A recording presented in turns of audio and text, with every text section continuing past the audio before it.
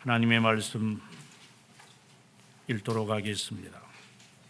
하나님의 말씀은 창세기 47장 1절에서 4절의 말씀까지 교독하도록 합니다. 1절 제가 먼저 읽습니다. 요셉이 바로에게 가서 고하여 이르되 내 아버지와 내 형들과 그들의 양과 소와 모든 소유가 가나안 땅에서 와서 고센 땅에 있나이다 하고 그의 형들 중 5명을 택하여 바로에게 보이니 바로가 요셉의 형들에게 묻되 너희 생업이 무엇이냐? 그들이 바로에게 대답하되 종들은 목자이온데 우리와 선조가 다 그러하나이다 하고 그들이 또 바로에게 고하되 가나안 땅에 기근이 심하여 종들의 양떼를 칠 곳이 없기로 종들이 이곳에 거류하고자 왔사오니 원하건대 종들로 고센 땅에 살게 하소서. 아멘.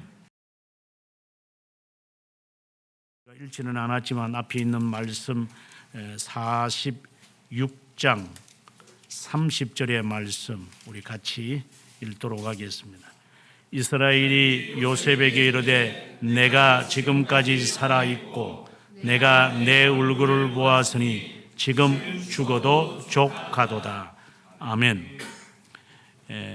지난주에 했던 설교 온유와 겸손에 대한 그 설교 이후 41장부터 오늘 우리가 읽은 본문의 47장까지 그 사이에 있는 42장과 46장의 내용은 하나의 47장에 이르는 내용의 부가적 설명 같아요.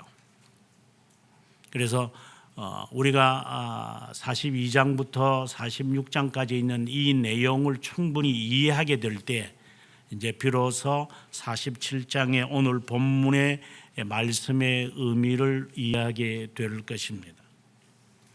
저는 42장부터 46장까지 이번 주가 아니죠. 읽으면서 저는 정말 많이 울었습니다. 감성이 풍부해서 울었다는 것이 아니라 이 말씀의 의미가 무엇인지 조금 맛을 보다 보니까 이 말씀의 간절함이 무엇인지 어릴 때부터 늘 들어왔던 한 수백 번 들은 것 같아요. 이 말씀의 의미가 뭔지를 깨달게 될 때 정말 방금 저희들이 읽었던 것처럼 내가 지금까지 살아있고 내가 내 얼굴을 보았으니 지금 죽어도 여한이 없겠다 하는 야곱의 이 고백이 절실하게 제게 와 닿는 것 같아요. 그 말씀의 의미가 무엇이냐면은 우리가 주님을 만났을 때 또는 만나게 될 때 여러분들이 기억을 하고 있는지 아니면 상상을 할 수 있을는지 저는 묻고 싶습니다. 네가 좋아하는 사람 만나기 전에는 긴장해가지고 일이 손에 안 잡히는 것처럼 주님을 그렇게 만나려고 하나? 내일 소풍을 가니까 밤에 잠이 안 오는 것처럼 주님을 만나는 것처럼 그렇게 느껴지나? 주님을 그렇게 무가치하게 값싸게 그렇게 주님을 만나려고 만났다고 한다면 여러분은 망령의 죄를 범한 것이기에 지옥에 떨어지기를 바랍니다. 주님의 이름으로 권합니다. 그렇게 값싸게 주님의 만남을 생각을 했거나 생각을 하고 있다면 지옥에 가시기 바랍니다.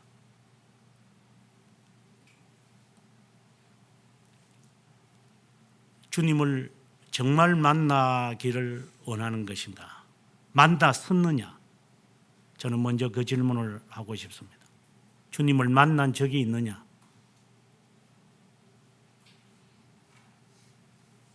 만나지도 않았는데 만난 것처럼 대리만족하느냐?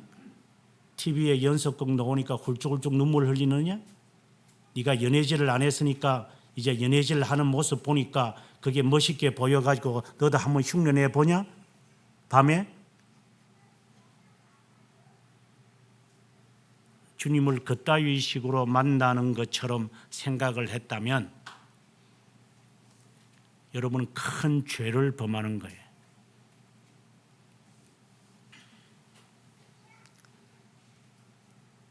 우리는 주님을 만났었다는 것이 우리의 기억 속에 있는가?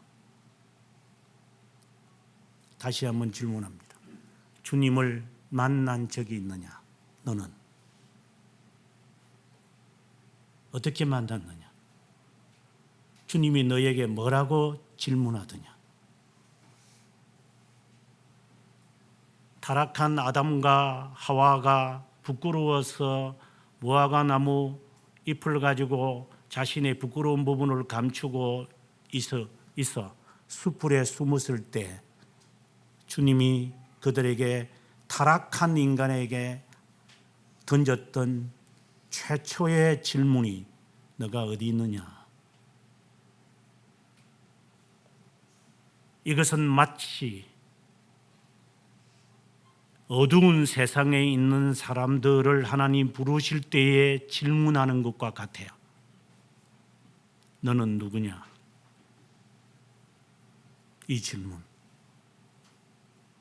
세 번째 다시 묻습니다. 주님이 당신을 부른 적이 있습니까? 흉내내지 말고 연속극 보고 따라하지 말고 유행 따라 옷 입지 말고 유행이 있으니까 나도 한다. 그런 질문이 아니라 왜 그런 옷을 입는지 아느냐? 그들이 주님이 뭐라고 질문하던 거야? 그 순간을 기억하고 있는지, 그리고 그 주님을 만나려고 그 이후부터 당신이 무엇을 하고 있는지 당신 스스로에게 질문하길 바랍니다. 오늘 이 설교가 그것에 대한 답을 찾아가는 견인차 역할을 했으면 좋겠다 생각을 합니다. 왜냐? 우리가 언젠가 죽겠지만 주님께서 우리를 만나지도 않는다면 그 만날 필요 없대라. 버린 놈인데 만날 이유가 어딨냐? 지옥으로 보내라! 하는 대상이 될는지 아니면 그래?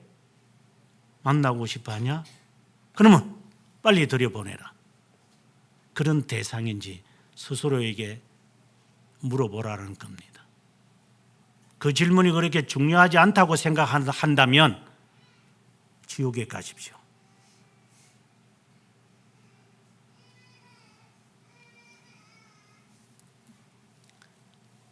제가 처음에 박사학위를 받고 한국에 왔을 때 이제 강사 자리라도 하나 얻어야 되니까.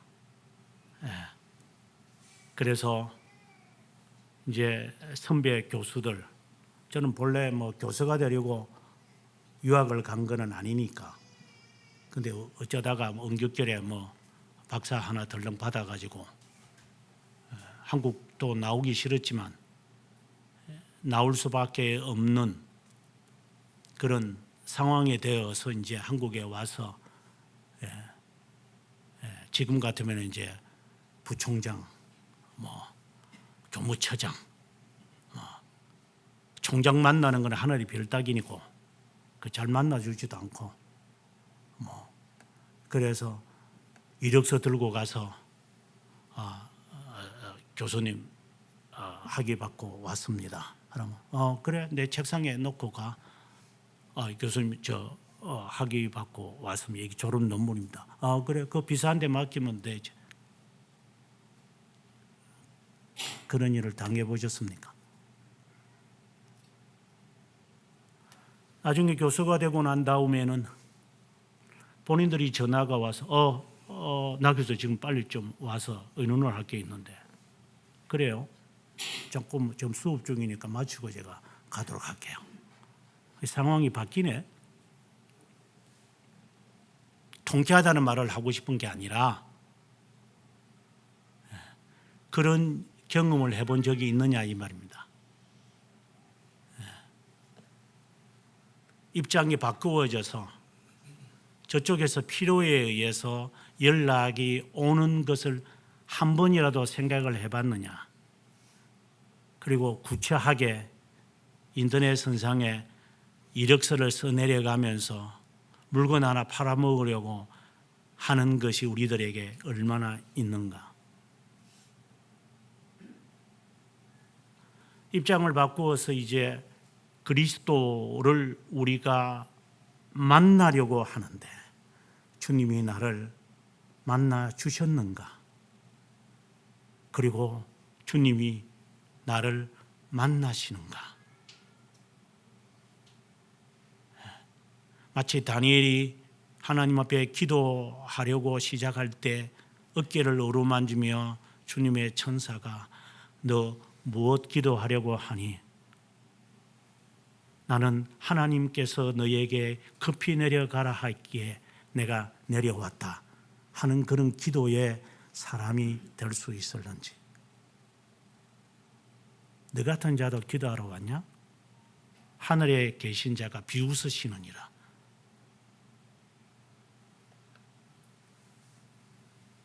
잠언 1장에 있는 말씀이지요.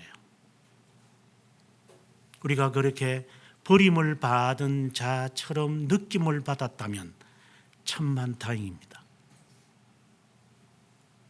나는 주님을 만난 적도 없고 주님이 나를 향하여 서로 대화하자 라고 한 적도 없지만 그러나 기다리고 있습니다 라고 하는 마음이 있다면 그나마 감사한 거죠.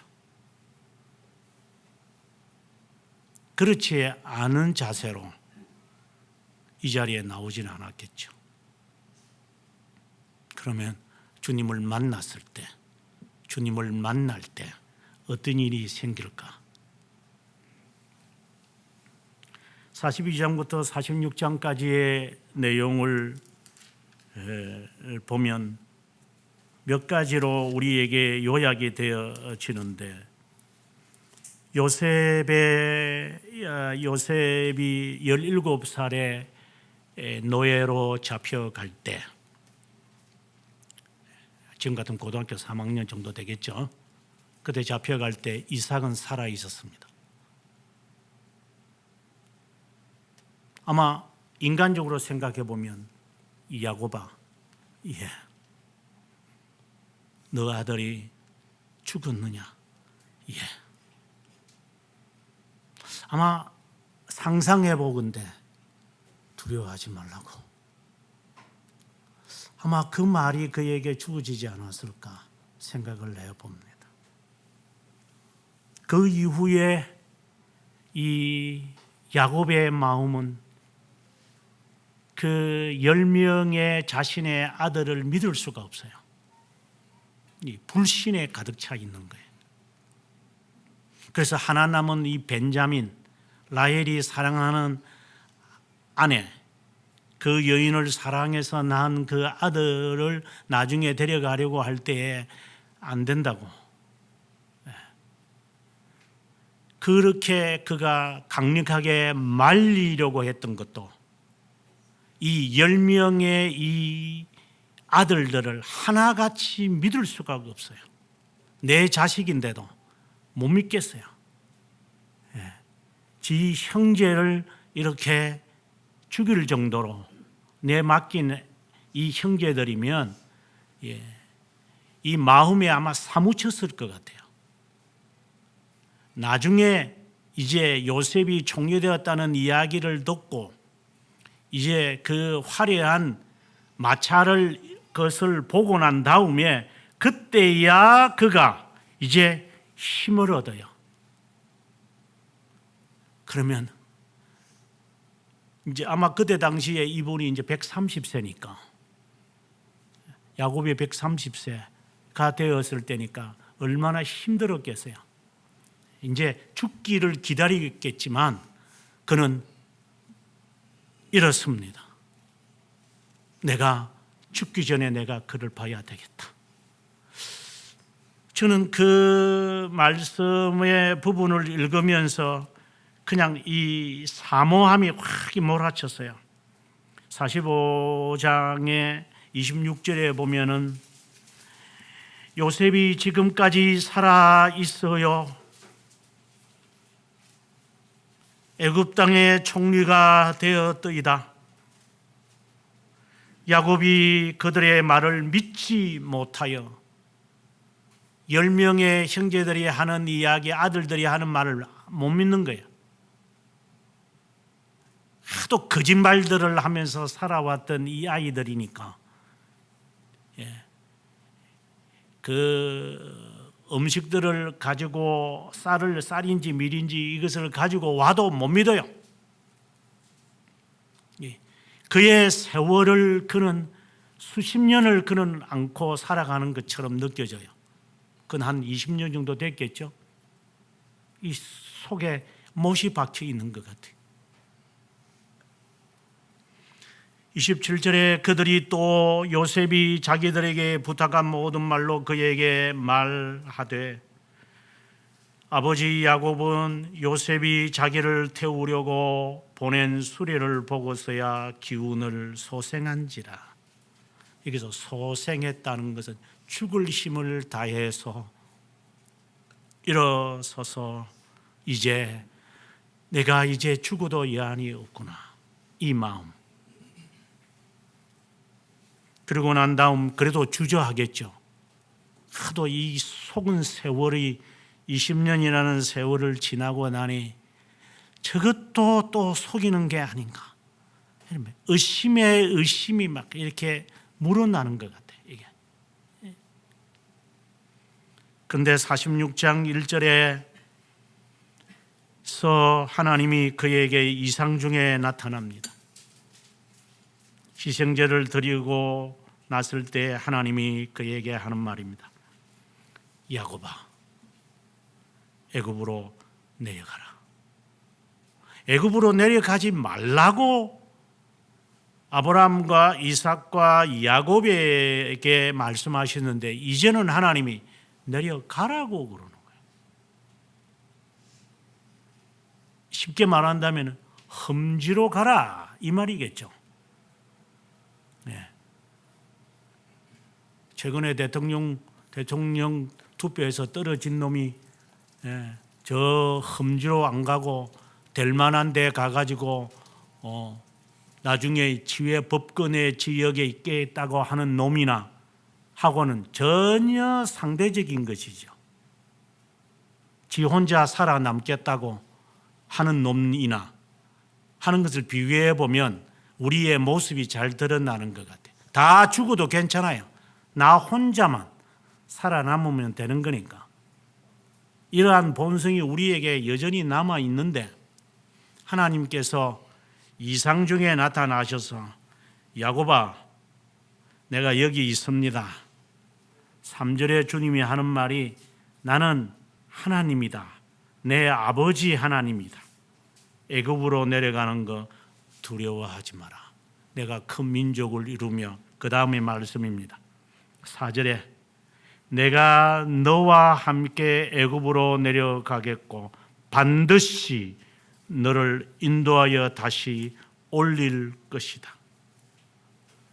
저는 이 말씀에 야곱은 확신을 가졌다고 보입니다. 내려가는 거 두려워하지 마라. 내가 너와 함께하다. 다시 올라올 것이다. 험지로 가는 것이 그렇게 두려워하는 사람들. 어우, 그 추웠어. 예를 든다면 그런 거죠. 어우, 추웠어. 어우, 비가 왔어. 어우, 안 돼, 안 돼. 겁쟁이들.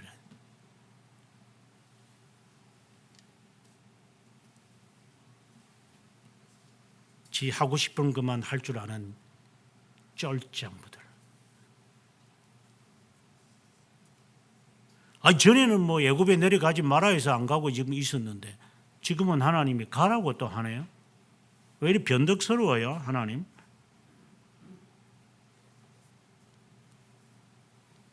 그리고 주님이 또 약속하기를 요셉이 너 눈을 감길 것이니 내려가라.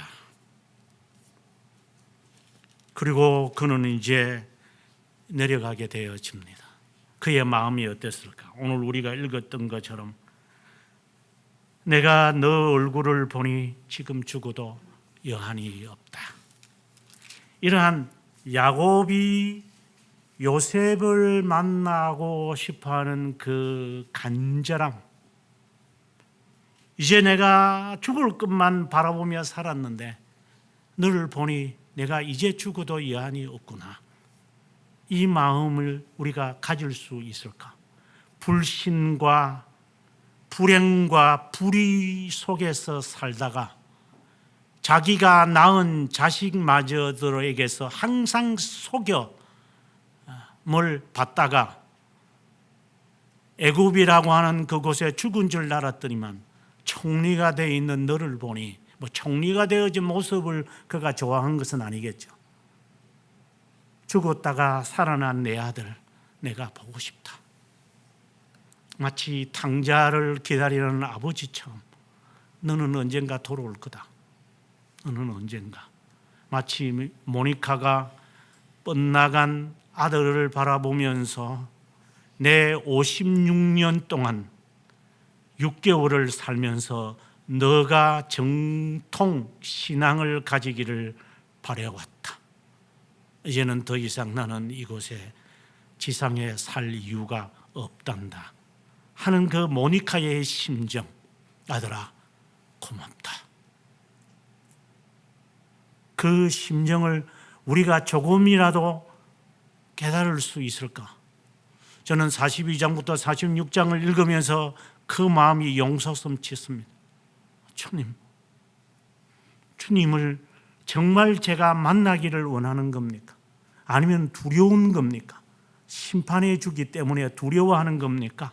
아니면은 만나고 싶어서 제가 깨끗하게 언젠가는 내가 만나야 하니까 마치 망부석처럼 언젠가는 내가 내 남편을 만나야만 하는 페넬로프처럼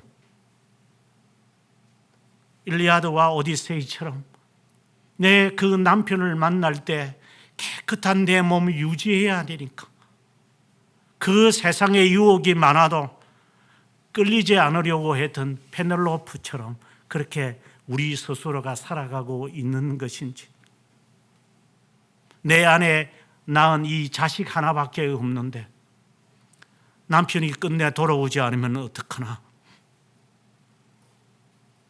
그는 17년 동안, 물론 소설의 이야기지만 남편 보기를 기다렸던 그녀, 그 마음이 우리에게 있는지. 아마 이삭이 세상을 떠나면서 야곱에게 그 말을 했었는지도 모르죠. 너는 만나볼 거라고. 그럴까요, 아버님? 그래.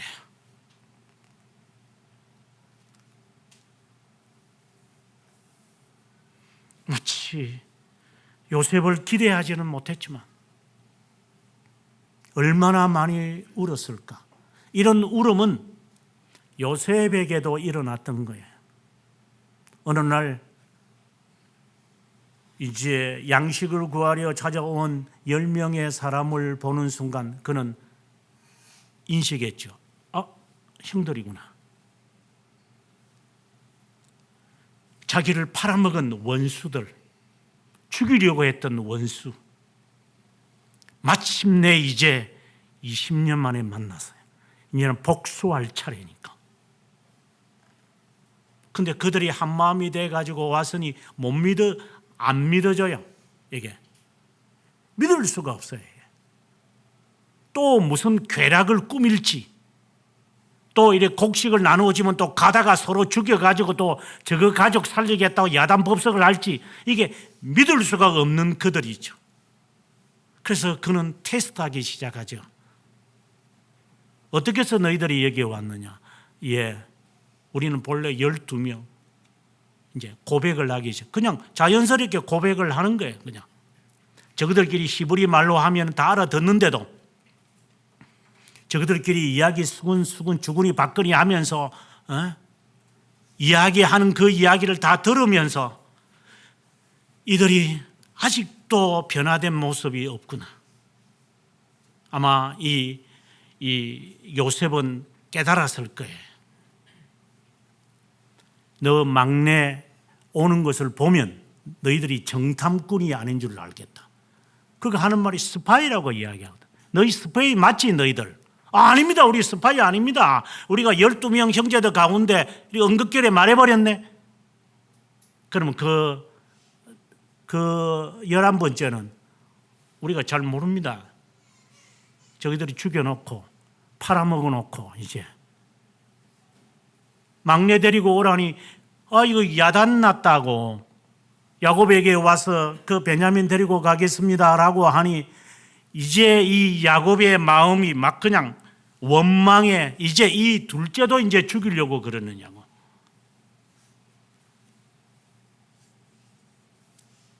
믿을 수가 없는 자들. 본색이 언제 드러날 줄 모르고. 그들을 못 믿는 것도 있지만 이들도 요셉을 못 믿는 거예요. 나중에 마지막 50장에 보게 되어지면은 17절에 가보면 이제 야곱이 세상을 떠나고 난 다음에 하는 말입니다. 아버지가 돌아가시기 전에 명령하여 이르기를 너희는 이같이 요셉에게 이르라. 내 형들이 내게 악을 행하였을지라도 이제 바라건대 그들의 허물과 죄를 용서하라 하셨나니 당신 아버지의 하나님의 종들인 우리 죄를 이제 용서하소서 하며 요셉이 그들이 그에게 하는 말을 들을 때에 울었다. 이 무엇을 말할까요? 간단하게 얘기하면 죄들의 용서에 대한 확신이 없어요.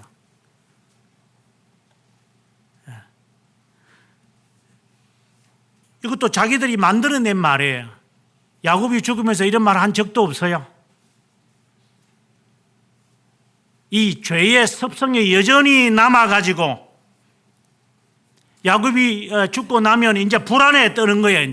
이게 분명코 이게 야곱 때문에 이 친구가 우리를 이렇게 살려두었는데 야곱을 죽고 나면 이제 우리를 다 죽일 거다. 죄들의 용서에 대한 이 개념화가 돼 있지 않아요.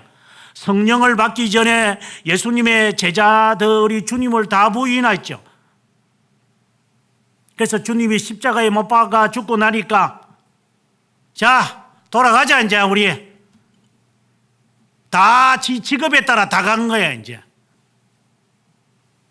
그래서 어부는 어부대로 그리고 자신의 직업에 따라 세리면 세리대로 다 가는 거야 그냥.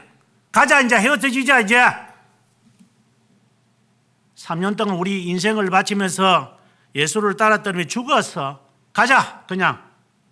똑같은 일이 생겨나는 거예요. 어려움이 직면하고 도움이 주어지지 않으면은 하나님이 나를 도우실 것인지부터 이제 내뱉기 시작하고 본래의 이 근성, 이게 못된 습관, 이게 그대로 돌아가서 그대로 살고 싶은 거야. 내 어부니까 나 고기 잡으러 간다. 형님 같이 갑시다. 이래가지고 이 제자들이 우 몰려가네. 이것들이 이제 이적을 체험하면 뭐하고 귀신을 쫓아내면 뭐하고 죽은 자가 일어나는 것을 보면 뭐예요? 입으로 나불나불 될 줄만 알기에 이것들이 어려움을 당하면 예수 팔아먹는 놈들.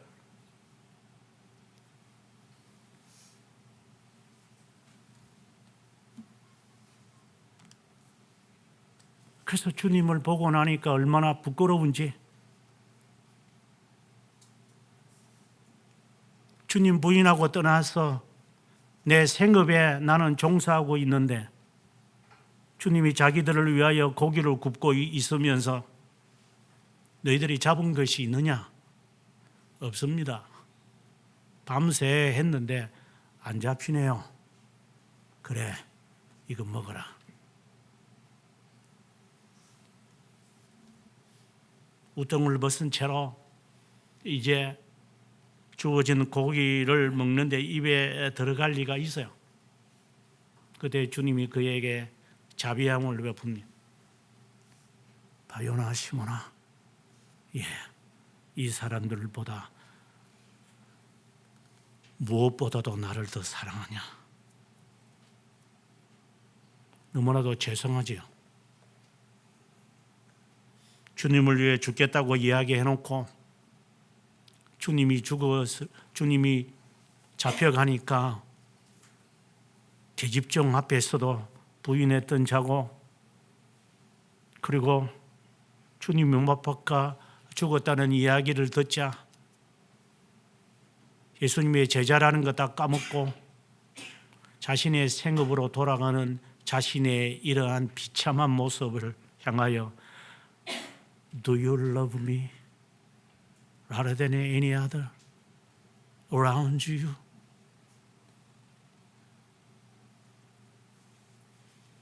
제가 유학 시절에 상당히 힘들었던 때들이 많이 있었습니다. 그때 저는 창문가에서 앉아서 새벽마다 하나님께 기도합니다. 그때마다 저에게 항상 속에서 들려오는 질문이 있었습니다. 너에게 묻는다. 너는 이 모든 것보다 나를 더 사랑하냐? 예. 그것이 사실이냐?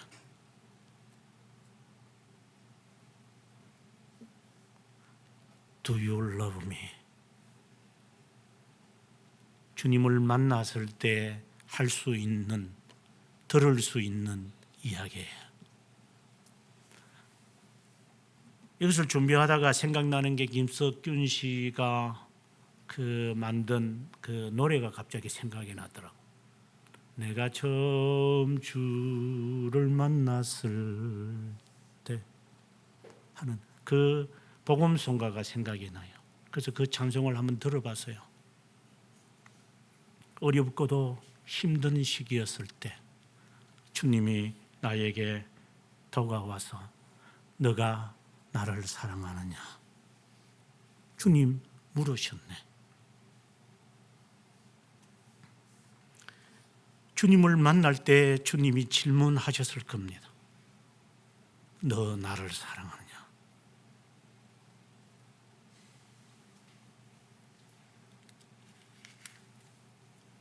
요셉이 형들에게 하는 말입니다. 19절에 50장 19절에 요셉이 그들에게 이르되 두려워하지 마십시오. 내가 하나님을 대신하리이까. 당신들은 나를 해하려고 하였으나 하나님은 그것을 선으로 바꾸셨습니다. 오늘날 같이 많은 백성의 생명을 구원하게 하시려고 하나님이 당신들이 나를 미워해서 팔았겠지만 이거는 인간의 관점이죠. 요셉은 하나님의 관점을 이제 이야기하기 시작합니다. 하나님이 이것을 선으로 바꾸셨습니다. 마치 로마서에서 8장에서 주님이 하신 말씀처럼 합력해서 선을 이루느니라. 20년이 아니고 이제 그 아버님이 돌아가셨을 때니까 17년 지나고 난 다음이니까 그가 40세나 50세 정도 됐겠을 때 하나님이 바꾸셨습니다. 어떻게 이 말을 할 수 있을까? 그리고 그가 형들이 무서워하면서 떨었을 때 그가 형들에게 했던 말이 있습니다. 오늘의 말씀에 제가 여러분들에게 써놓았습니다만은 45 오늘의 말씀에서 45장 5절과 26절에 있는 말씀인데 5절에 이런 말씀을 합니다. 당신들이 나를 이곳에 팔았다고 해서 근심하지 마십시오. 한탄하지 마십시오. 하나님이 생명을 구원하시려고 나를 당신들보다 먼저 보내주셨습니다. 이런 말을 할 수 있을까? 20년 전에 자기를 팔아먹은 이 원수들, 노예로 팔아먹어 아니면 자기를 죽이려고 웅덩이에 던져서 우리가 양을 돌보고 난 다음에 돌아오면 찢어 죽이겠다. 그리고 거짓말을 아버지한테 하기를 짐승에 찢겨진 그 옷이 새색 옷이 있는데 이거 혹시 아버님 이렇게 하면서 거짓말을 꿀 먹은 듯이 하면서 꿀떡 삼키면서 20년 동안 쏴가 먹은 놈들. 그러나 요셉은 그들을 바라보면서 하나님이 먼저 보내신 겁니다. 주님을 만난 자의 고백입니다. 원수를 사랑해라.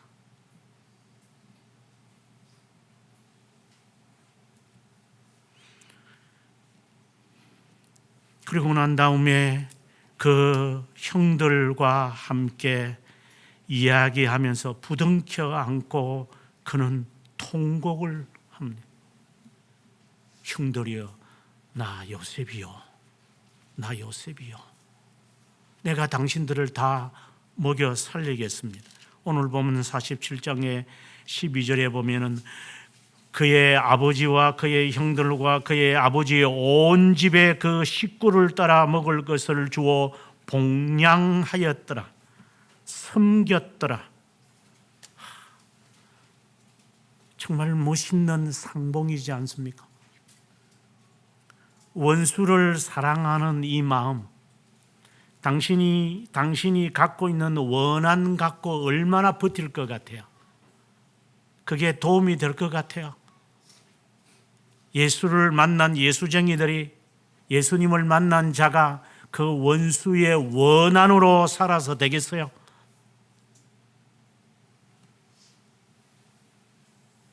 아버지에 대한 원한, 자식에 대한 원한, 사회에 대한 원한, 이웃에 대한 분노, 예수를 만난 자가 그럴 마음을 갖고 있다고 여러분 생각하십니까?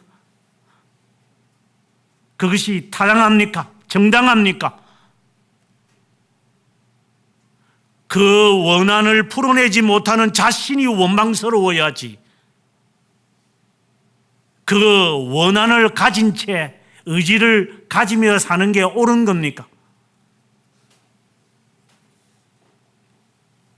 주님을 만난 사람은 다른 것 같아요.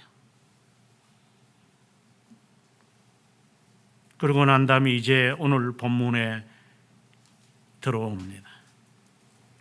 요셉이 바로에게 말합니다. 오늘 이 요셉이 중간 중보자 역할을 하는 것 같고, 이제 질문을 이제 바로가 하고 대답을 이제 형들이 하고 야곱이 할 겁니다. 주님을 만났을 때를 여러분 상상하면서 이 질문과 대답을 잘 보셔야 합니다. 3절에 바로가 질문을 두 개를 합니다. 첫 번째 3절의 질문, 너희 생업이 뭐냐? 이것은 형들에게 질문하는 겁니다. 너 생업이 뭐냐? 너 직업이 뭐냐? 뭐 먹고 사느냐? 뭐하며 지금까지 살았느냐? 또 다른 말로 한다면 너 어디 있느냐? 이 질문이죠. 너 뭐하고 지금까지 살았느냐? 그 다음에 두 번째 질문은 8절에 가서 바로가 야곱에게 이제 질문합니다. 너 나이가 몇 살이냐? 이 질문에 대해 대답을 뭐라고 하는가 봅니다. 3절에 봅니다. 그들이 바로에게 대답하되 종들은 목자입니다. 우리도 우리 선조도 다 그렇습니다. 너희의 생업이 목자냐? 예.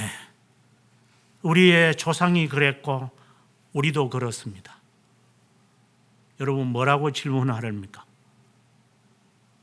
예레미야가 레갑 자손을 불러 모아서, 이것은 하나님의 명령이죠. 유대인 지도자들 앞에 그들을 초청을 하여 그들에게 포도주를 마시게 해라. 포도주를 마시라고 했을 때 그들이 안 먹는다고 했습니다. 왜 안 마시느냐? 우리의 조상이 먹지 말라 하였기에 400년이 지난 지금에도 우리는 먹지 않습니다. 우리 후손들도 먹지 않을 겁니다. 그리고 너희의 직업이 뭐냐? 목자입니다. 우리는 지금도 목자로 살고 우리의 후손도 그렇게 지낼 겁니다. 주님을 만난 자들의 고백입니다. 우리와 우리의 선조가 다 목자입니다. 팥죽 한 그릇에 팔아먹는 자가 아니라, 시대가 바뀐다고 해서 믿음이 바뀌는 게 아니라, 시대가 바뀌었든 내가 자라나든 내가 청소년이었을 때든 내가 어른이 되었을 때든 내가 흰 팥뿌리가 되는 때라도 나는 이 신앙을 가지고 살아갈 겁니다 라고 하는 자가 주님을 만난 자입니다.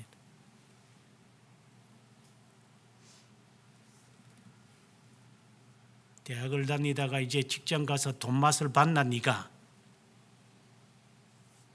이제 신앙이 우습게 보이냐? 이 호랑말코 같은 놈아. 이제 네가 직장에서 이제 조금 지위가 올라가니까 눈에 베이는 게 없냐? 하늘 높은 줄을 모르냐 네가? 이제 돈이 조금 모이냐?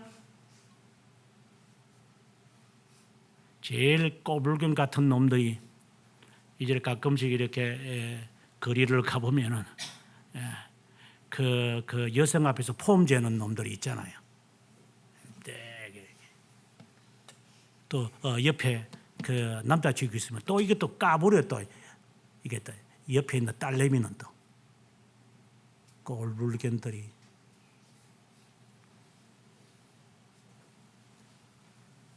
대단한 남자하고 같이 가고 대단한 여성하고 다니는지 모르겠어요. 폼만 잴 줄 알고. 폼, 일본말로 빠마예요. 빠마. 머리카락이 없으면 여성들이 빠마 하는 거나 폼만 잴 줄 알고 속에 든 게 없으니까 여성들 앞에서 뽐내고 체면 차리는 것들이. 강도가 앞에 오면 도망갈 놈이.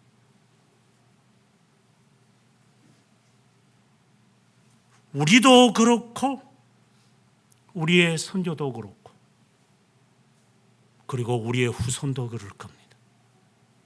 이것이 우리가 주님을 만났을 때에 주님이 우리에게 질문할 때에 할 수 있는 대답입니다. 하나님, 저는 변치 않을 겁니다.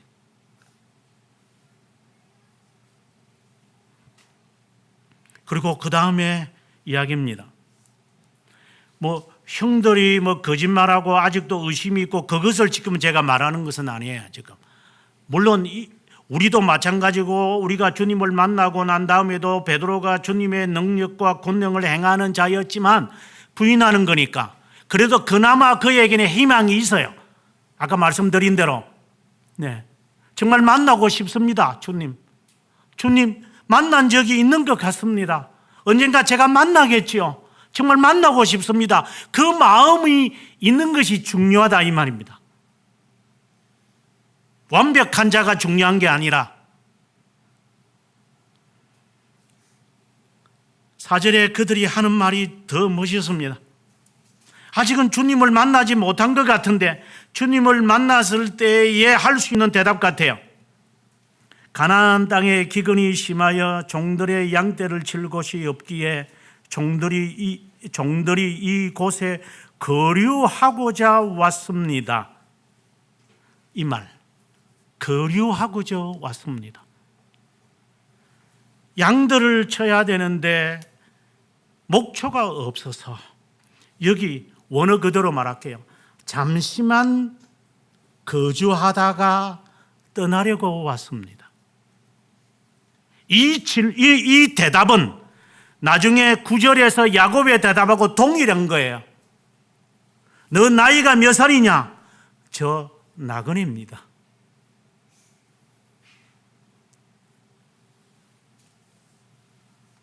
너 왜 나를 만나려고 하느냐? 너 왜 이곳에 있느냐? 라는 질문에 대해서 우리가 할 수 있는 대답이에요. 하나님, 저는 잠시 왔다가 떠날 겁니다. 너 지금 누리고 있는 이것이 행복하냐? 아닙니다, 하나님. 이거 조금 있으면 다 말라 비틀어질 겁니다. 그 대답을 할 수 있어요.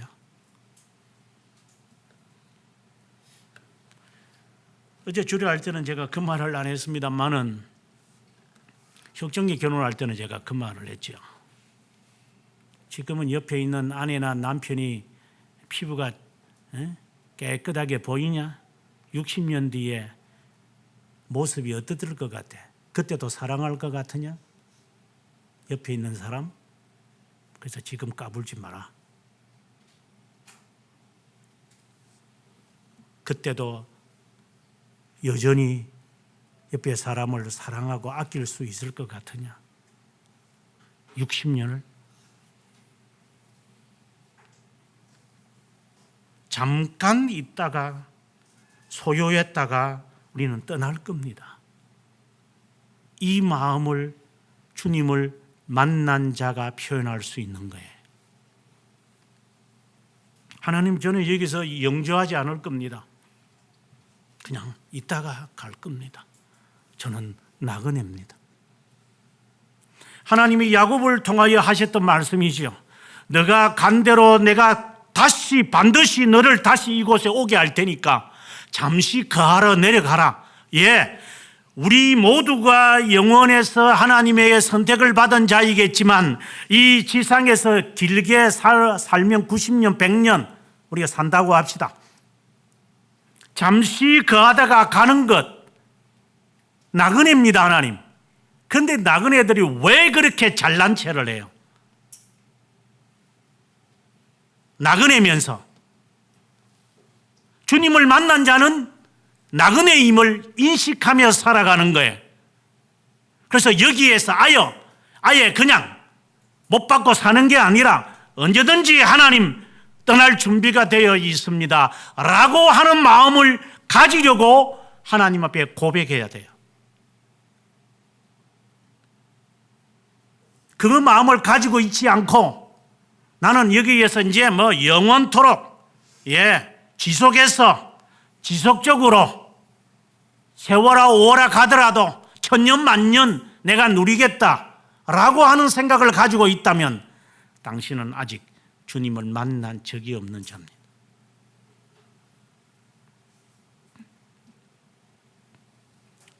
그리고 난 다음에 하는 말이 4절에 고센 땅에 살게 해달라 그래요. 우리 여기서 여러분께서 성경을 읽다 보면 재밌는 게 요셉이 고센 땅을 달라고 하라고 하세요. 이제 이런 이야기를 해요. 그래서 유다 형을 시켜서 한번 먼저 가서 보세요, 형님. 제가 유다에 대해서는 이야기를 안 하겠습니다만은 요셉을 살린 사람도 실제로는 유다고, 그리고 고센 땅에 가서 이제 먼저 이 살 땅이 어떤 것인지를 보는 사람도 유다고, 그리고 나중에 아버지에게 와서 아버지 이 막내 베냐민을 데리고 가야만 합니다라고 설득시킨 사람도 유다예요. 유다라고 하는 인물이 여기에 이제 복선을 깔려 있지만 그것은 오늘 본문의 주제가 아닐 것 같아서 제가 말씀은 안 합니다만은 아무튼 고센 땅에 가서 살게 해달라고 하는 이 말, 가장 좋은 땅이라고 그래요. 그러나 그렇진 않아요. 고센 땅은 가장 좋은 땅이 아니고 이 이집트 사람들이 생각할 때는 이 사람들은 그 농업이 최고의 직종이고 양을 키우는 것은 그는 이런 아주 하천의 사람들이에요. 그래서 우리가 고센 땅에 살면 좋겠습니다 아니고 그럼 가서 살아 그러면 이렇게 할 정도로 성경에서는 좋다고 표현을 했을 뿐이지 실제로는 살기 좋고 옥토가 있고 아니 양을 키우는데 옥토가 되면 뭐 할 거예요? 옥토 있으면은 그 농사 짓지 옥토의 땅이 아니고 풀만이 있으면 되는 거예요. 그게 잡초도 무슨 초든 간에 그게 언덕이든지 간에 그게 강이든지 간에 어디든지 간에 이들이 뜯어먹을 수 있는 목초지만 있으면 되는 거니까 그러면 너희들이 가서 그럼 살아 그러면은 이 말이 뭘 말이냐? 잘 들으셔야 됩니다. 너 직업이 뭐냐? 목동들입니다. 목자들입니다. 그래서 여기 있다가 잠시 있으면 또 움직일 것이고 또 움직일 것이고 우리가 목초가 없어서 잠깐 여기 와서 거하다가 또 다른 데로 옮길 겁니다. 그래? 너희의 후손도 그렇고 너희의 조상도 그러느냐? 그런 사람들입니다. 그러면 고센 땅에 가서 살고 싶다 그러면 가라. 이 말은 이집트 사람들이 좋아하지 않는 목초지 옥토가 아닌 풀만 자라나는 곳 너희들 가서 살아. 우리가 자발적으로 가겠습니다. 무슨 말인가 이해가 되세요?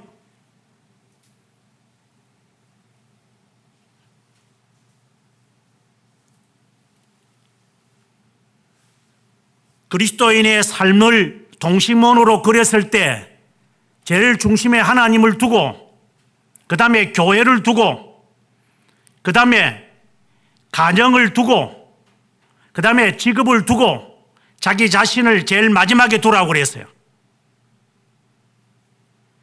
지가 볼 때의 좋은 땅 소돔과 고모라를 택하는 게 아니라 당신들이 볼 때에 몹쓸 땅인 땅으로 우리가 가겠습니다. 그러면 가라. 예수를 만난 자는 그렇게 하는 거예요. 험지로 가겠습니다. 그게 고생인 줄 알지요. 그러나 저는 그 길을 갈 겁니다. 고생으로 가라고 하세요. 고생 달라고 하세요. 그래. 또 형이 먼저 가서 한번 보세요. 당신들은 고센 땅으로 가서 산다니까 아파트가 널려 있고 교통이 편리하고 학군이 좋은 데인 줄 아시죠? 천만의 말씀. 네 장기를 주니 모를 줄 알아요? 직장 가까워서 편했어? 그래서 멀리 있는 교회는 항상 시간만 되면 SQG 할 수 있는 그 잔머리 굴리는 거 몰라서 그래요? 어떤 사람은 그래요. 그 집값이 좀 비싸던데요.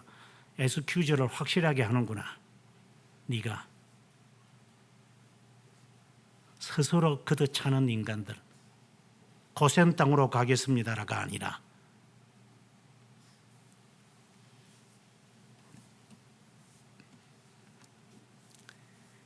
그 다음에 8절에 가서 이제 야곱을 그 앞에 데리고 갑니다. 바로가 질문을 던집니다. 너 나이가 몇 살이냐? 정말 대답이 가관입니다. 나그네 세월이 130년입니다. 28절에 보면은 야곱이 17년 더 살다가 147세에 죽어요. 120살에 자기의 그 요셉을 상실하고 말아요. 뒤늦게 그가 100세가량 해서 낳은 아들을 마치 하나님께서 아브라함에게 이삭을 주셔서 그를 죽이라고 하신 것처럼 야곱이 100세가량이 되어져서 낳은 그 사랑하는 아내에게서 낳은 그 아들을 잃고 나는 그 심정, 그것을 그가 이렇게 바라보면서 하는 말이 내 조상들처럼 저도 숱하게 험악한 세월, 원어 그대로 말하자면 슬프고 비통한 세월을 지냈습니다. 내 조상들에 비해서는 아무것도 아닙니다. 우리가 주님을 만났을 때에 주님 손가락에 피가 나네요. 아이고 아파요. 저 호 좀 불어주세요. 호.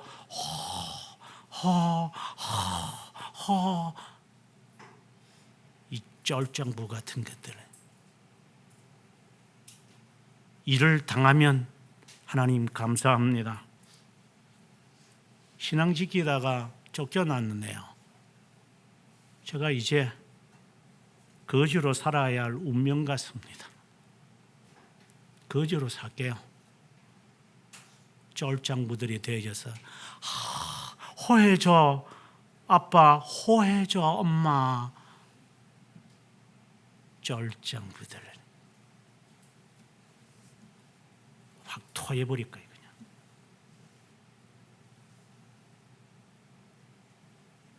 하나님이 허락하시는 시련을 담당하지 않고 그걸 피해달라고만 기도해. 내 조상들에 비해서는 아무것도 아닙니다. 이것을 고백할 수 있을까? 신앙의 선배들에 비해서는 아무것도 아닙니다. 자식을 잃은 슬픔, 남편을 잃은 슬픔, 쫓겨나는 슬픔, 재산을 잃어버리는 슬픔, 아무것도 아닙니다. 신앙의 선배들과 비교해 보니까 저는 부하게만 지났고 온상에서만 저는 자란 것 같습니다. 그 기도는 드리지 못해.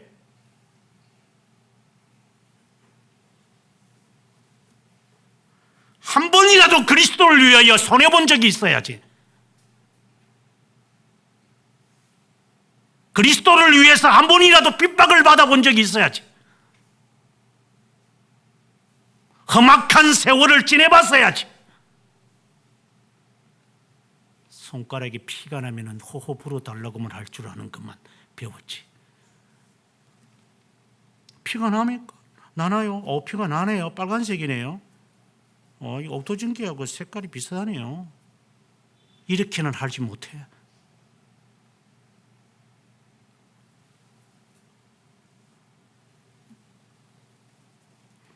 신앙의 선배들 가운데서 개인적으로 제가 존경하는 분이 있다면 세뮤얼 러더포드라고 하는 사람인데, 그 사람이 나중에는 이제 웨스트민스터 신앙 고백서 가운데 그 기준서 가운데서 소교리 문답서를 이제 첫 부분에 사람이 제일 드는 목적이 무엇이냐 하는 그 질문에 대해서 이분이 쓰신 분이에요. 그래서 저는 이분이 이것을 쓸 만한 자격이 있는 분이다. 저는 그렇게 생각을 합니다. 나중에 제가 웨스트민스터 신앙 고백서를 주석을 하면서 여기서 여기까지는 이분이 쓰셨고 저기서 저기까지는 저분이 쓰셨다는 것을 제가 이제 하나하나 제가 이제 밝혀내겠죠. 시중에 나오는 책들을 보면은 이걸 연구를 했는 거지 어디서 보고 뺏겼는지는 모르지만 연구를 하려면 좀 제대로 연구를 했으면 어떨까 하는 그냥 학자의 마음으로 안타까워요. 그냥 뜻풀이만 하나 해내는 이런 책들이 시중에 워낙 많아가지고 참 섭섭하죠. 개인적으로는 그거는 중요한 것이 아니라 그 러더포드가 그 질문을 하기에 이르기까지는 그는 쫓겨난 청교도를 이야기하면서 제가 늘 했던 말은 잔소리 같지만 쫓겨나지 않은 청교도가 있나요? 핍박을 받지 않은 청교도가 있나요? 청교도 신앙을 하면서 교회 성장시키겠다가 호랑말코들이 청교도라는 이름은 듣기 좋나 이것들아.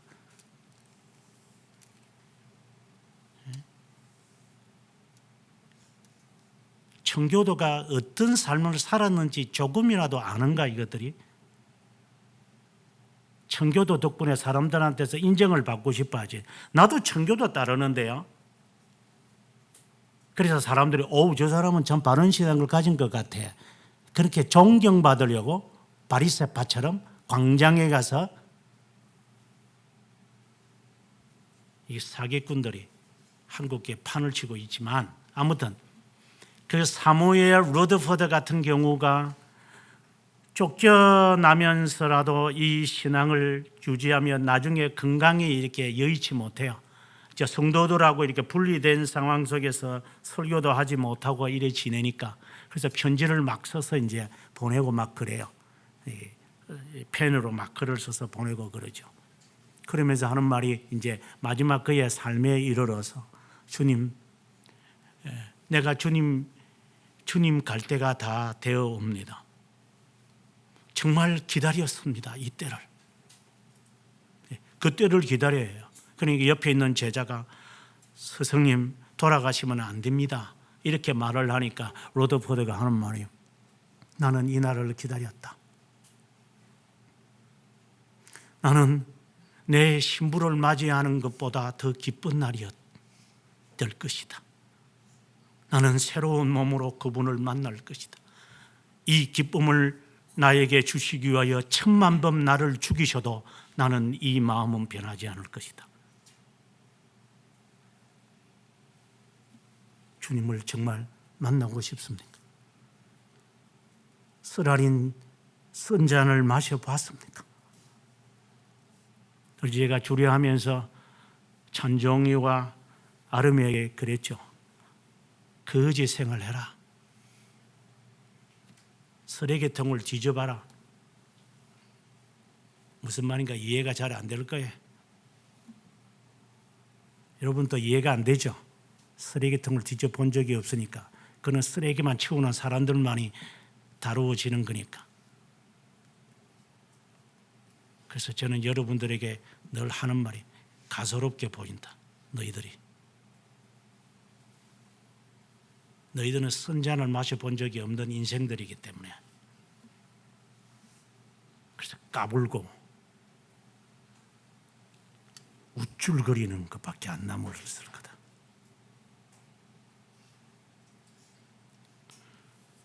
내 조상의 나그네 길에 비해 아무것도 아닙니다. 3절에 있는 말씀처럼 우리도 목자인데 우리와 선조도 다 그렇습니다. 같은 맥락이에요.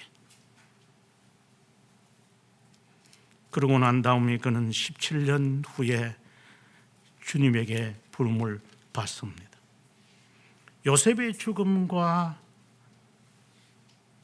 그리고 야곱의 죽음에서 공통성이 있는 게, 마지막 28절 부분을 가보게 되어지면 이스라엘이 죽을 날이 가까우며 요셉을 불러 하는 말이, 너 나에게 맹세해라. 조상의 묘지에 장사해라. 그때 요셉이, 제가 맹세하겠습니다. 그래, 여기는 나그네 길이니까 나를 여기에 붙지 마라. 50장에 가서 요셉도 이제는 마지막 25절에 보면은 26절에 보면은 요셉도 110세에 죽어요. 그러면서 그가 25절에 하는 말이, 하나님이 반드시 당신들을 돌보시리니 당신들은 여기서 내 해골을 메고 올라가겠다고 하라고. 그리고 나중에 출애굽기 13장 19절에 보면 이제 요셉의 이 백골, 물론 이제 430년이 지나고 난 다음에는 흔적도 없었겠지만 미라를 해서 어떻게 됐는지 모르죠. 그걸 메고 그들은 가나안 땅으로 올라가요. 여러분, 과연 그럴 수 있습니까?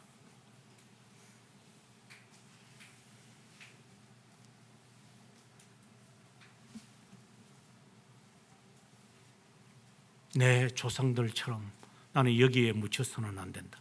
이 말은, 내 마음은 내가 잠시 여기에 거류했을 뿐 나는 항상 그날을 바라보고 살았다. 돈키호테를 말하는 게 아니에요. 이상주의자를 말하는 게 아니에요. 그는 쓴 잔을 마실 수 있는 한 쓴 잔을 마친 사람이에요. 하지만 그는 그의 마음속에는 항상 돌아갈 고향이 있는 거예요. 우리의 고향이 어디입니까? 내가 어디로 가는 겁니까? 내가 왜 이 세상에서 직업을 가지며 사는 겁니까?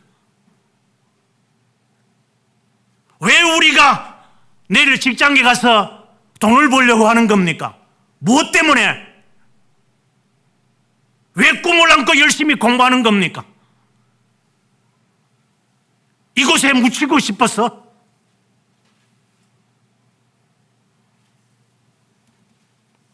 그래서 세상 사람들이 주는 명예가 좋은 겁니까? 돈을 한 뭉텅이 더 주니까 좋습니까? 그래서 사장의 눈에 들어가지고 그 사장이 나를 격양시키면 좋습니까?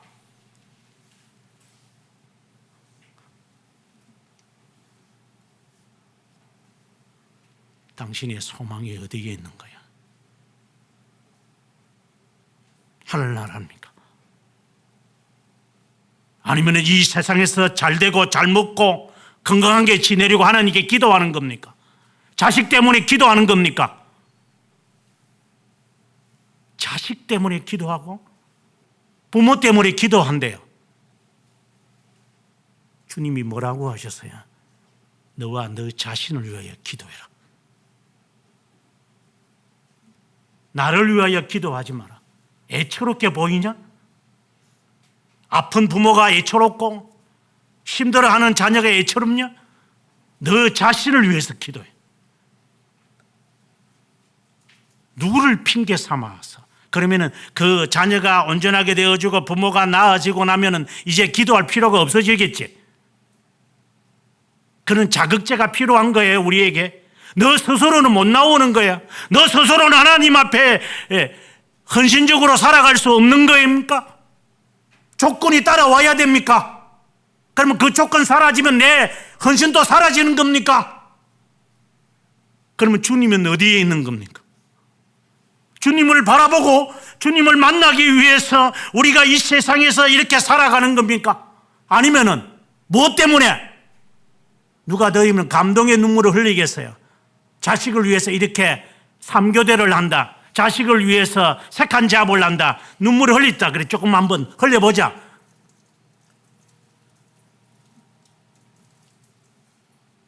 그 감동적인 것을 위해서 그는 돼지 새끼도 그렇게 살아.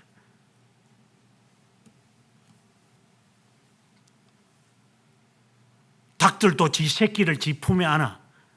그건 기본이지. 주님을 위해서는 살지 못합니까? 자식은 눈앞에 보이니까 애처롭습니까? 눈에 보이지 않는 주님은 애처롭지 않습니까?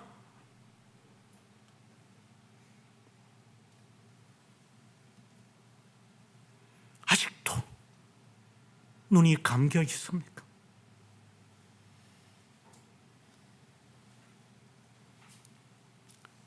내일 새벽에 여러분들이 저와 함께 달리겠지만 했던 말을 다시 한번 반복할게요.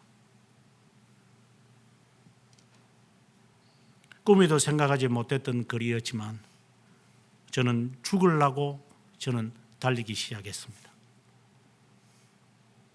숨이 막혀서 나는 차라리 죽고 싶다.